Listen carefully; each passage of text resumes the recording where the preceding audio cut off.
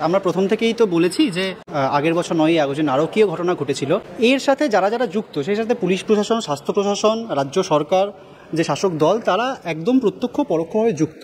তো স্বাভাবিকভাবেই তার বিরুদ্ধে যদি আন্দোলন হয়, তারা যারাই এর বিরুদ্ধে কথা মুখ খুলবে তারা চক্ষুশূল হবেন এদের। আবার এখন আজকে দেখছি যে 1 বছর যখন হতে যায়, 8 তারিখ এবং 9 তারিখে আমরা কর্মসূচি নিয়েছি এবং সেখানে বিপুল সংখ্যক মানুষ রেসপন্স জানাচ্ছেন যে আবার তারা রাস্তায় নামবেন।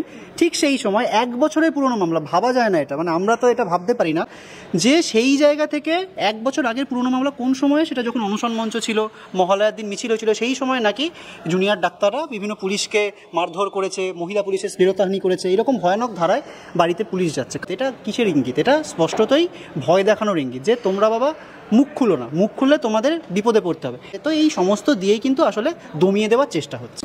বাংলা হান্টের আরো খবর দেখতে নজর রাখুন। বাংলা খবর মানেই বাংলা হান্ট।